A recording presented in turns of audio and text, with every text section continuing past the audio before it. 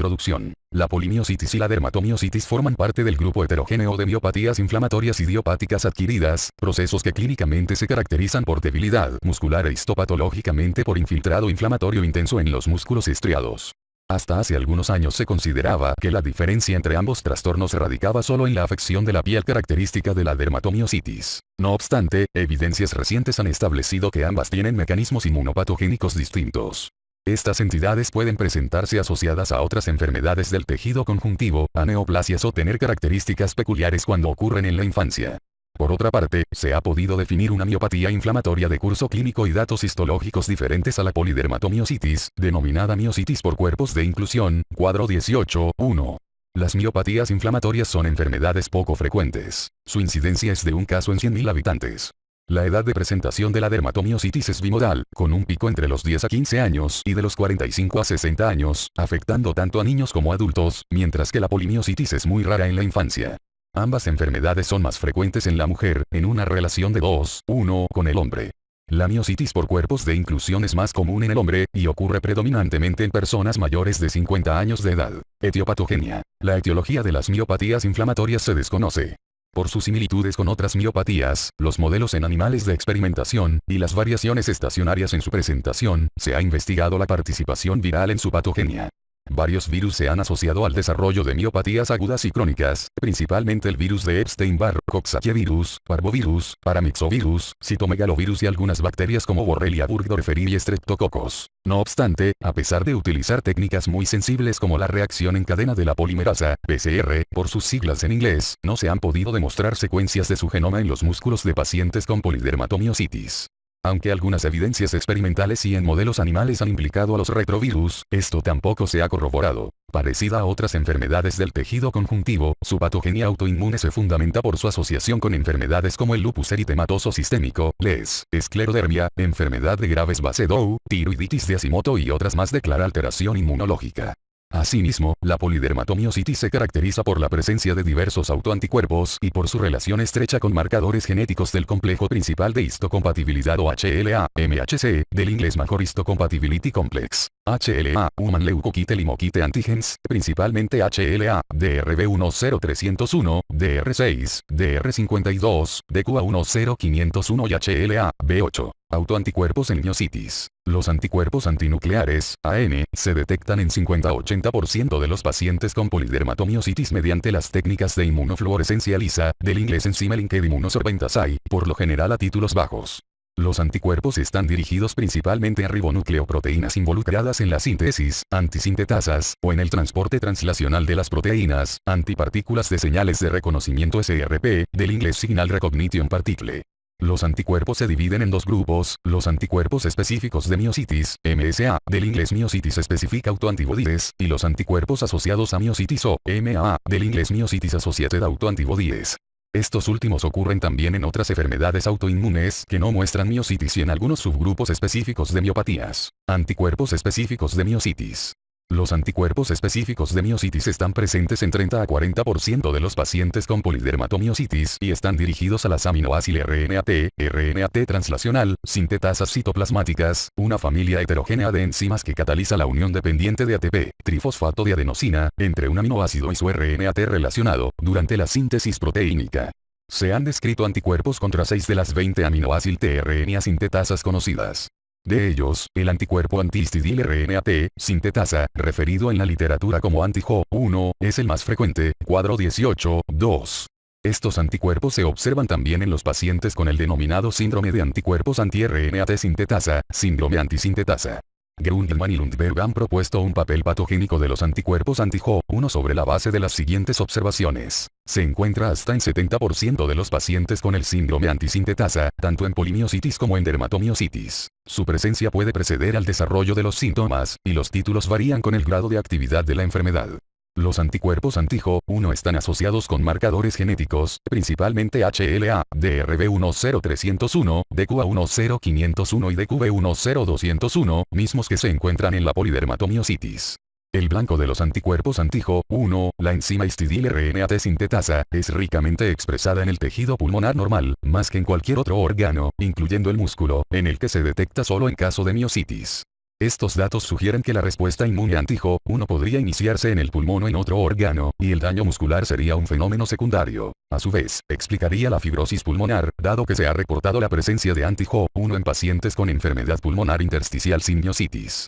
Por otra parte, se ha demostrado que la histidil-RNA-T sintetasa actúa como quimiosina a través del receptor de quimiosina CCR5, reclutando linfocitos CD4+ y CD8+, así como células dendríticas y maduras a los sitios en donde se expresa. Se ha informado que el epítopo inmunodominante de la histidil-RNA-T sintetasa es expuesto por la granzima B, proteasa de los linfocitos T citotóxicos. Este hecho ha llevado a considerar que un proceso infeccioso, probablemente de origen viral, conduzca a la activación de linfocitos T y la liberación de granzima B, misma que actuando sobre la proteína, expone el epítopo de la enzima al sistema inmune. Otros anticuerpos específicos de miositis son el anti-MI2 y los anti-SRP. Los anticuerpos anti-MI2 están dirigidos a una proteína nuclear de 7 subunidades con actividad helicasa, que forma parte de un complejo proteínico implicado en la transcripción génica. Está presente en 10 a 15% de los pacientes con polidermatomiositis, que con frecuencia tienen un inicio agudo y buena respuesta al tratamiento. Los anti-SRP reaccionan con ribonucleoproteína de un complejo de 6 proteínas unidas a RNA de cerca de 300 nucleótidos. Su presencia se asocia a miositis necrotizante aguda, que por lo generalmente no responden al tratamiento. Anticuerpos asociados a miositis. Estos autoanticuerpos también se encuentran en otras enfermedades del tejido conjuntivo. Los principales antígenos son el complejo PM/SCL localizado en el nucleolo, la proteína nuclear Q, y ribonucleoproteínas nucleares pequeñas y citoplasmáticas, SNRNPR o RNP. Los anticuerpos anti-PM/SCL se encuentran en pacientes con miositis, esclerodermia o síndrome de sobreposición PM/esclerodermia. Los anticuerpos anti-Q y anti-SNRNP ocurren con frecuencia en los síndromes de sobreposición de miositis con otras enfermedades del tejido conjuntivo, en tanto que los anticuerpos anti-Rho ocurren casi exclusivamente en pacientes con síndrome de Sjögrenils. Mención especial merecen 2 sistemas de MAA descritos en fecha reciente, uno de ellos en pacientes con dermatomiositis amiopática, anti-CADM-140, y el otro en pacientes con miositis asociada a cáncer, anti-P155 y anti-P155/P140.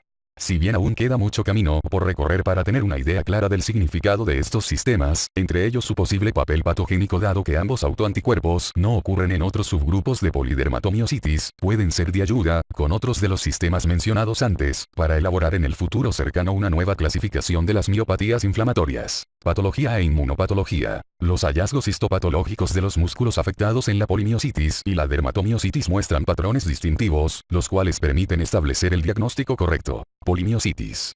En la polimiositis se observan fibras musculares necróticas dispersas, alternando con fibras de tamaño variable en regeneración, rodeadas de infiltrado inflamatorio linfocítico multifocal y endomicial. El infiltrado está formado por linfocitos T citotóxicos CD8 que invaden fibras lesionadas y sanas que expresan moléculas clase I del MHC, ocasionando necrosis muscular por liberación de perforina. Este tipo de lesión corresponde al mecanismo de daño inmunológico mediado por células. El análisis de la secuencia de aminoácidos del TCR, del inglés T-cell receptor, ha revelado que un subgrupo de linfocitos T citotóxicos presenta expansión clonal hacia un antígeno en común, hasta el momento no conocido.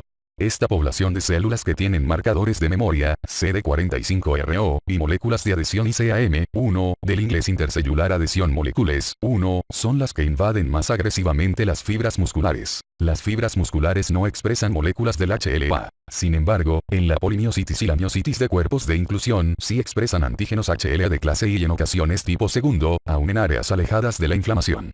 Se ha reportado que la expresión de estos antígenos en las miofibrillas musculares humanas son inducidos por el interferón, hecho que los convierte en un probable blanco de la respuesta inmune. Como se señaló antes, otro posible candidato de esta reacción autoinmune es la enzima histidil-RNA-T sintetasa, dermatomiositis. A diferencia de la polimiositis, en la dermatomiositis la inflamación se localiza predominantemente a nivel perivascular o en el septum interfascicular y alrededor, más que dentro, de los fascículos. El infiltrado inflamatorio está formado por linfocitos B y linfocitos TCD4 positivo más. Los vasos sanguíneos intramusculares muestran hiperplasia endotelial, trombos de fibrina y obliteración de los capilares, lo que resulta en disminución de la vascularidad. Las fibras musculares sufren fagocitosis, necrosis y se pueden observar microinfartos en algunas porciones del fascículo muscular, lo que ocasiona atrofia perifascicular. Esta lesión se considera diagnóstica de dermatomiositis, aún en ausencia de inflamación. Los estudios de inmunofluorescencia directa han revelado depósitos de inmunoglobulinas y de componentes del complejo de ataque a la membrana del sistema del complemento en las paredes de los vasos, así como expresión de moléculas de adhesión VCAM1 e ICAM1 en las células endoteliales, lo que facilita el ingreso de linfocitos CD4 positivo más activados. Todos estos datos sugieren que en la dermatomiositis el mecanismo de daño muscular está mediado por anticuerpos, posterior a la activación del sistema del complemento. En la dermatomiositis infantil, las lesiones por vasculitis son aún más prominentes. En apariencia la formación de los complejos inmunes ocurre in situ, y algunos investigadores sugieren que el antígeno primario es el endotelio los capilares del endomicio, mientras que otros señalan a la expresión de la histidil-RNA-T sintetasa como consecuencia de un trauma muscular de diversa etiología. Por su parte, en las lesiones cutáneas agudas de los pacientes con dermatomiositis se observa inflamación perivascular con linfocitos CD4 en la dermis. En la fase crónica, la dilatación de los capilares superficiales es el hallazgo más característico. Estos datos son indistinguibles del lupus cutáneo, miositis por cuerpo de inclusión. Los hallazgos histológicos en la miositis por cuerpos de inclusión son muy semejantes a los de la polimiositis. El infiltrado inflamatorio está formado por linfocitos TCD8 positivo más citotóxicos que han proliferado clonalmente, e invaden las fibras musculares que expresan moléculas clase I del sistema HLA, ocasionan necrosis mediada por perforina.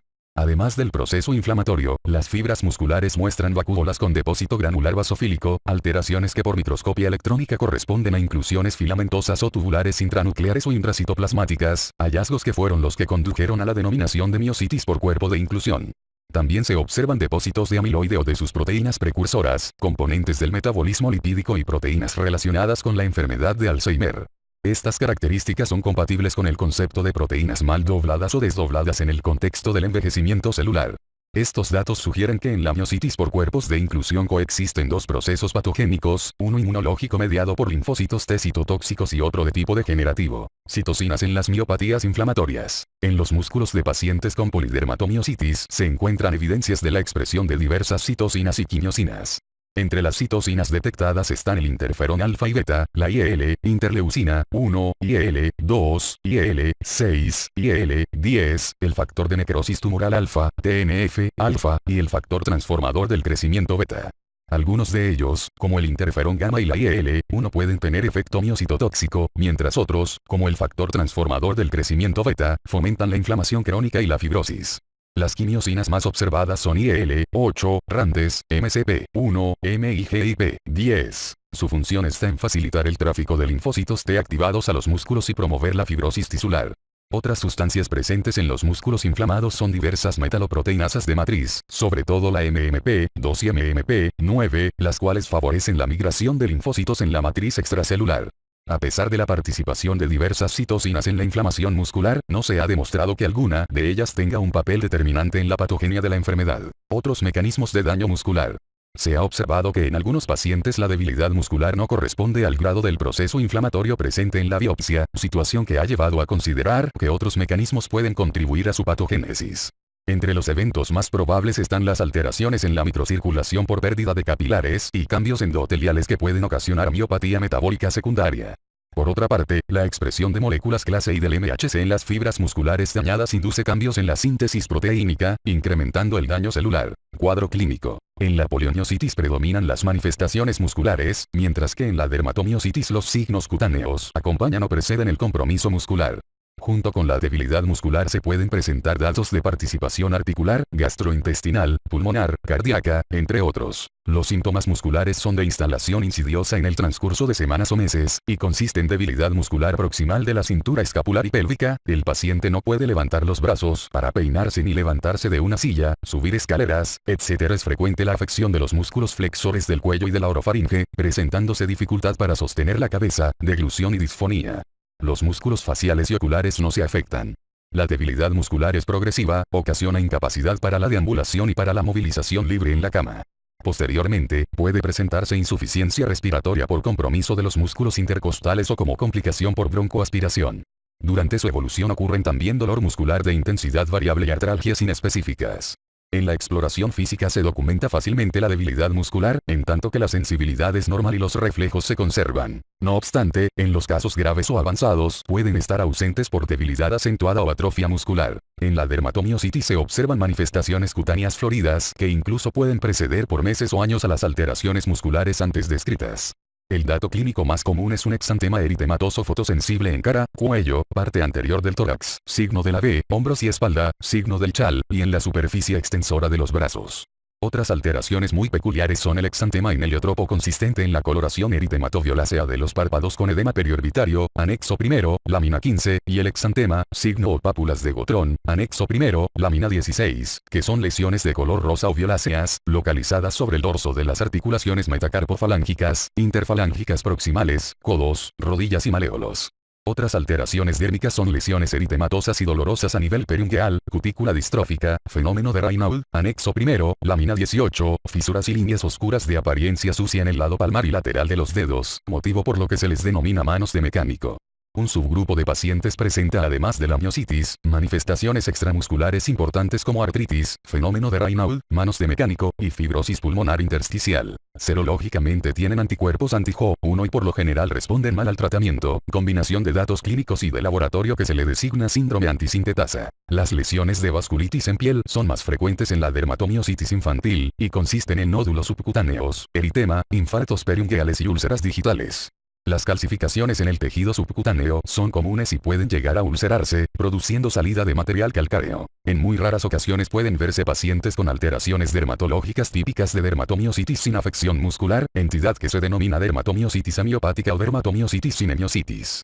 Es posible que este grupo de pacientes no sea homogéneo, ya que si bien algunos terminan por desarrollar la miopatía en el seguimiento, otros tienen inflamación muscular de bajo grado, sin debilidad muscular clínica y con enzimas musculares normales o ligeramente elevadas. Cabe recordar que este subgrupo de pacientes con frecuencia muestra en su suero anticuerpos anti-CADM, 140, manifestaciones extramusculares y extracutáneas. El más común de los síntomas gastrointestinales es la disfagia, que ocurre por compromiso de los músculos de la orofaringe o del tercio superior del esófago, constituido por músculo estriado y cuya presencia es signo de gravedad y mal pronóstico. En la forma infantil puede observarse hemorragia digestiva secundaria a vasculitis. Las manifestaciones pulmonares se presentan debido a debilidad de los músculos torácicos, broncoaspiración o enfermedad pulmonar intersticial. El compromiso pulmonar intersticial se ha reportado en 5 a 45% de los pacientes. Los estudios han informado diversos patrones histológicos. Los más frecuentes son bronquiolitis obliterante con neumonía organizada, daño alveolar difuso, neumonía intersticial inespecífica y neumonía intersticial común. Su presencia se asocia a los anticuerpos antihistidil RNA-T sintetasa, anti-Jo1, o con una glucoproteína pulmonar tipo mucina, KL6, que actúa como marcador de enfermedad pulmonar activa. Estos pacientes se caracterizan por tener pobre respuesta a los glucocorticoides y rápida evolución a la insuficiencia respiratoria. Aunque las anormalidades cardíacas son frecuentes en la polidermatomiositis, por lo general, cursan asintomáticas. Por electrocardiograma se detectan defectos de conducción y arritmias. Algunas veces se ha informado miocarditis, sobre todo durante el cuadro agudo. El compromiso renal es raro. No obstante, puede ocurrir por mioglobinuria persistente y se han reportado casos aislados de glomerulonefritis. Como datos de enfermedad inflamatoria sistémica, los pacientes con polidermatomiositis refieren síntomas generales como fiebre de bajo grado, hiporexia, pérdida de peso y malestar general. Asociación con otras enfermedades. En términos generales, cuando la polidermatomiositis acompaña a otra enfermedad del tejido conjuntivo, las manifestaciones miopáticas son de poca magnitud. La asociación con la esclerosis sistémica progresiva es la más reportada, además de que datos de esta enfermedad forman parte del contexto o espectro clínico de la enfermedad mixta del tejido conjuntivo. Por otra parte, síntomas únicamente de polimiositis se han descrito en prácticamente todas las enfermedades reumáticas autoinmunes, como artritis reumatoide, les entre otras. Polidermatomiositis asociada a cáncer. Los pacientes con polidermatomiositis tienen de 20 a 25% de mayor riesgo de neoplasia que la población general. Los estudios han revelado la presencia de cáncer en 32% de los pacientes con dermatomiositis y en 15% de los que tienen polimiositis, incrementándose en el hombre y en mayores de 60 años. Aunque en la mayor parte de los casos la dermatomiositis precede durante 1 o 2 años a la neoplasia, el cuadro puede presentarse simultáneamente o seguir a los síntomas de la neoplasia. Los procesos neoplásicos más comunes son de ovario, pulmón, mama, aparato gastrointestinal y linfomas no Hodgkin. A todos los pacientes mayores de 60 años, especialmente con dermatomiositis, algunos autores recomiendan realizar estudios complementarios en búsqueda de neoplasia, siempre y cuando la historia clínica muestre factores de riesgo para ello. A pesar de la clara asociación de polidermatomiositis con cáncer, su patogénesis no se ha aclarado hasta el momento. La búsqueda intencionada de anticuerpos anti-P155 y anti-P155-P140, los cuales se han encontrado en poco más de 70% de los pacientes con miositis y neoplasias, puede ser en el futuro cercano un marcador útil para la identificación de este subgrupo de pacientes. Miositis por cuerpos de inclusión. La miositis por cuerpos de inclusión se presenta en personas mayores de 50 años, predominando en los hombres. Se caracteriza por ser de evolución lenta y progresiva a través de varios años y con compromiso muscular distal y asimétrico, con frecuencia se acompaña de atrofia muscular severa. El compromiso de los músculos distales ocurre en las primeras etapas en la evolución de esta miositis, especialmente en la muñeca y los músculos flexores de los dedos, lo que ocasiona trastornos en los movimientos finos como sostener y manipular objetos.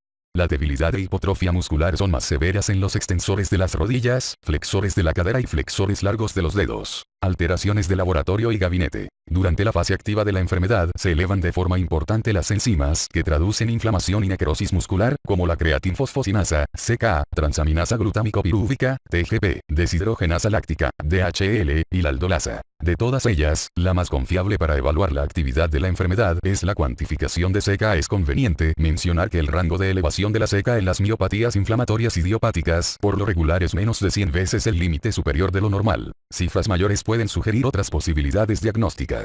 La mioglobina es una proteína presente en el músculo esquelético y cardíaco, su concentración en la sangre y en ocasiones en la orina se eleva en enfermedades musculares. Valores séricos altos se detectan en 70-80% de los pacientes con miositis activa, incluso antes que la CK, mientras la mioglobinuria es menos frecuente. Los AN se encuentran presentes, por lo general a título bajo, en 60-80% de los pacientes. Los anticuerpos específicos de miositis solo se determinan en algunos laboratorios altamente especializados. Los más accesibles son la determinación de los anticuerpos anti-Jo1, mismos que permiten, cuando están presentes, establecer el pronóstico de la enfermedad. La imagen por resonancia magnética, IRM, se considera el estándar de oro para el estudio por imágenes de las enfermedades musculares. Este procedimiento ayuda a identificar el tipo de lesión, edema, inflamación, grasa, fibrosis y calcificación, su extensión y localización. Así, dado que la IRM detecta cambios tempranos de inflamación muscular, puede ser de utilidad en algunos casos para dirigir el sitio de la toma de biopsia. El ultrasonido muscular tiene una sensibilidad semejante a la electromiografía y la creatinacinasa, CK, en el diagnóstico de miositis. Es un método no invasivo, fácil de realizar en cualquier sitio y poco costoso. Sin embargo, depende del operador y no puede identificar alteraciones en masas musculares profundas. Con la técnica de ultrasonido Doppler se puede evaluar incluso la vascularidad tisular, y también se pueden observar cambios en la perfusión muscular inducidos por la inflamación. La electromiografía favorece el diagnóstico de enfermedades neuromusculares. En la miositis, los hallazgos más característicos son el incremento de actividad espontánea y la inserción, con potencial de fibrilación, descargas repetidas de ondas agudas, y potenciales de unidades motoras polifásicas pequeñas. Radiológicamente, es frecuente observar calcinosis en pacientes con miopatía residual, figura 18.1. La biopsia muscular es fundamental para establecer el diagnóstico de miopatía inflamatoria, y su realización es imprescindible antes de iniciar cualquier tratamiento. Debe realizarse preferentemente en áreas con compromiso muscular activo, ya sea determinado por evaluación clínica, o bien por los hallazgos de IRM, ultrasonido o del estudio electromiográfico, evitando realizarla en los sitios de punciones o traumatismos. Si bien la biopsia muscular con aguja es menos invasiva, se recomienda la quirúrgica tradicional que proporciona una muestra adecuada para los estudios necesarios. Los hallazgos histológicos son necrosis y signos de regeneración de las fibras musculares, con infiltrado linfocitario tipo TCD8 positivo más, predominantemente focal y endomicial en la polimiositis, anexo primero, lámina 17. En la dermatomiositis, la inflamación es fundamentalmente perivascular, en el septum interfascicular y alrededor de los fascículos. El infiltrado es a expensas de linfocitos B, macrófagos y linfocitos CD4 más positivo, y se aprecian además necrosis capilar, microinfartos, hipoperfusión endofascicular y atrofia perifascicular, dato característico de dermatomiositis. Como se ha mencionado en el apartado de la etiopatogénesis, por inmunofluorescencia se identifican con frecuencia depósitos de proteínas del complejo de ataque a la membrana en los vasos del endomicio. La miositis por cuerpos de inclusión, además de infiltrado inflamatorio mononuclear constituido por linfocitos TCD8 más positivo, se identifica por vacuolas inclusiones de amiloide y de otras proteínas dentro de las fibras musculares. Diagnóstico. El diagnóstico de las miopatías inflamatorias idiopáticas es relativamente sencillo. Se fundamenta en el cuadro clínico caracterizado por debilidad muscular proximal, elevación de las enzimas que traducen daño muscular, los datos electromiográficos y la biopsia de músculo. En los casos de dermatomiositis, las alteraciones de la piel características permiten orientar el diagnóstico. Cabe recordar que en los pacientes con miositis por cuerpo de inclusión la debilidad muscular es en sus etapas iniciales distal. Estas y otras características han sido integradas en un conjunto de criterios por un grupo de investigadores japoneses, los cuales son de utilidad para clasificar a los pacientes con polidermatomiositis, cuadro 18.3. Cabe enfatizar que si bien algunas entidades pueden simular una miopatía inflamatoria mencionadas en el cuadro 18.4, por lo regular los criterios referidos permiten excluirlas con facilidad. Tratamiento. El medicamento de elección son los glucocorticoides. Se recomienda la prednisona a dosis de 1 mg/kg/día, en dosis divididas, hasta que la CK disminuya a valores prácticamente normales. Más tarde se puede iniciar el descenso a razón de 10 mg cada 3 a 4 semanas.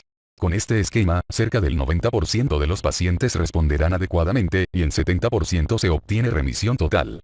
Durante la fase activa es necesario el reposo absoluto, realizando solo ejercicios pasivos para evitar contracturas y mantener los arcos de movilidad. Una vez que el proceso inflamatorio remite, se requerirá medicina física para la rehabilitación del paciente. Los inmunosupresores como la azatioprina, metotrexato, micofenolato de mofetil, ciclosporina y ciclofosfamida se emplean en los casos que no responden a los glucocorticoides, o bien, como ahorradores de ellos o para mantener la remisión de la enfermedad. En pacientes con polidermatomiositis refractaria a glucocorticoides e inmunosupresores, tanto en niños como en adultos, se han reportado buenos resultados con inmunoglobulina humana intravenosa, antagonistas del TNF, alfa y rituximab, un anticuerpo monoclonal quimérico que reconoce la molécula CD20 presente en los linfocitos B. El tratamiento de la polidermatomiositis asociada a cáncer de inicio debe enfocarse al tratamiento de la neoplasia identificada, conducta que con frecuencia se acompaña de remisión de la miopatía. Pronóstico. Aunque para la mayoría de los pacientes con polidermatomiositis el pronóstico es aceptable, un porcentaje pequeño puede evolucionar con reactivación inflamatoria, incluso después de varios años de remisión.